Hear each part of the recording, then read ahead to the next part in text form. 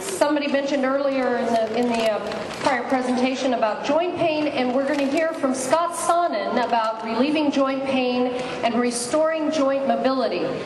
Scott Sonnon has Ageless Mobility Pain-Free Wellness for Longevity, an easy-to-follow, low-impact movement program involving a scientific blend of dynamic mobility and simple yoga that gives you pain-free quality of life and the ability to move and play without pain. The focus is on prehab rather than rehab. And God knows we've got enough rehab out there in the world. We might as well have some more prehab. Scott, why don't you come on up here? You're welcome. Can everybody hear me? Yeah?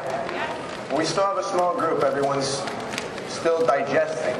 But if you stick with me on this, not only will it help you with your digestion, but it'll give you more energy, especially those of you that have been seated for a while. Now, I brought a chair with me because there are some of you that will have difficulty standing for the duration of the movement that we're going to do. But if you stick with me on this, I'll give you alternatives that you can do while in your chair. Sure, just coming in. So, I get the chance to do this in quite a few different countries around the world. And in every country, there's one universally regretted loss over time. Now, unfortunately, it also happens at an accelerated rate for children with the manner that we're training in conventional fitness. But over time, the number one regrettable loss is freedom. As we don't move, we lose that ability to move that area. Not just in general, not just the ability to walk from one place to another, but locally. And how precious is the range of motion to reach overhead. And the inability to reach anything from above parallel. With each new range of motion that we lose, we literally becoming enslaved. Now, when I was a kid, I suffered a condition called osteochondrosis. And basically, in every joint of my body, the connective tissue didn't adhere. So there was a point in my life where I grew about 8 inches in several months. And it shredded all my connective tissue. Now that meant that I had severe coordination problems. I couldn't really do anything athletic. I wasn't able to move around like normal kids. I was the last one to be picked in dodgeball because I was the best target. And that caused me a great deal of problems. So I had to seek out alternative methods of being able to be mobile, to stay healthy.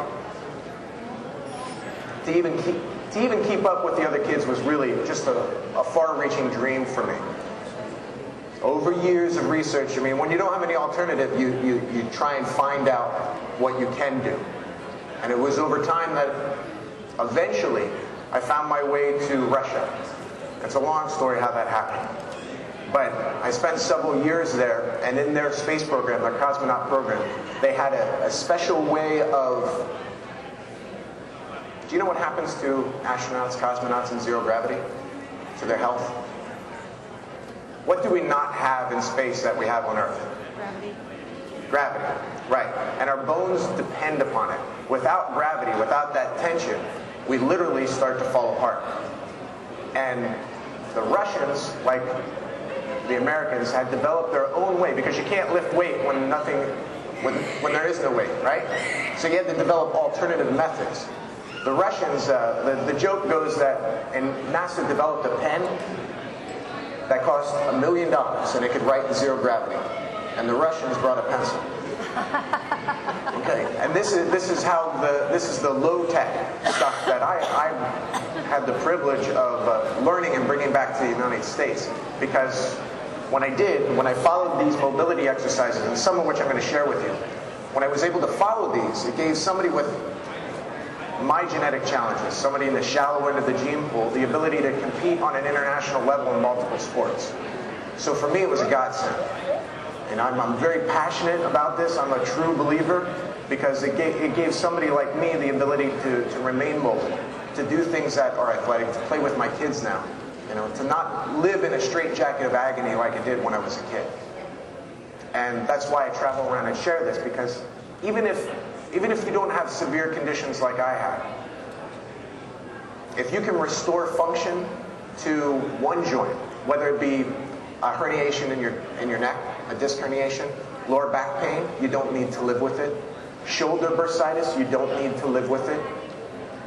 Knee pain, hip pain, ankle pain, loss of range of motion, carpal tunnel syndrome, elbow tendonitis. All of these things, you don't need to live with them. There are very low-tech things that you can do that are non-surgical. And if you do them now,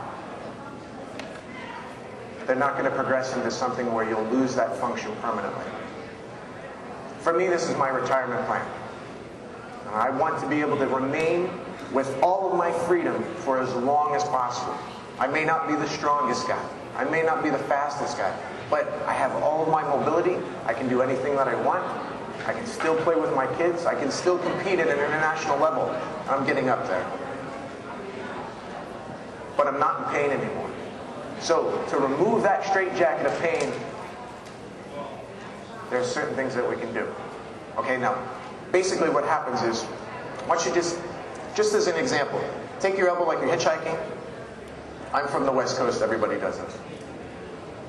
Take your thumb and then turn it out so it's facing the opposite direction, and as much as you can, extend it without locking out your elbow. You feel those little crunchies when you do that in your elbow?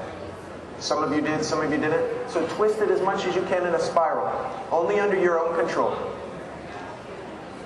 Okay, shake that out for a second. And then, if you didn't feel it in your elbow, try and circle your wrists around. Now, wait, not your fists. There's less muscles here.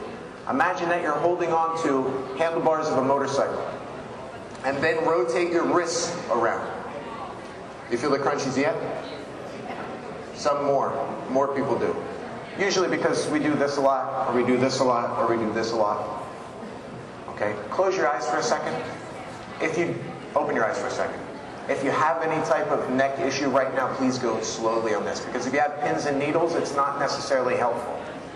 So when you feel this, if you feel any pins and needles, just stop, and I'll help you with it. Something like spinal stenosis, where the cavity in the spine is starting to close, you don't necessarily want to do this, so this is just a test. So what I want you to do is close your eyes, and then slowly roll your neck around, as much as you can, without any pins and needles. Okay, and then open your eyes. Any more crunchies? Pretty much everyone. Because our head is about 1/7 of our body weight. So this is a lot of weightlifting to get our body underneath this big melon. And our neck, the smallest vertebra in our spine, has to carry all that load. So those crunchies, right, that little snap, crackle, and pop. Usually what this is they're little bubbles of gas. And as you move and open up that cavity, that gas comes out, and it creates a pop. Okay? Actively, it's not such a good thing, but passively, just going through the range of motion, if you don't do that, what happens is, if you take your knuckles and put your knuckles together so they fit like cogs in a wheel, look down at your knuckles. Okay? So if you don't move those joints and you squeeze them together, all of the fluid, look in between your knuckles, all the fluid that you need in there, all that cushioning, gets squeezed out. Okay, so what's the problem with that? Why would that be a problem?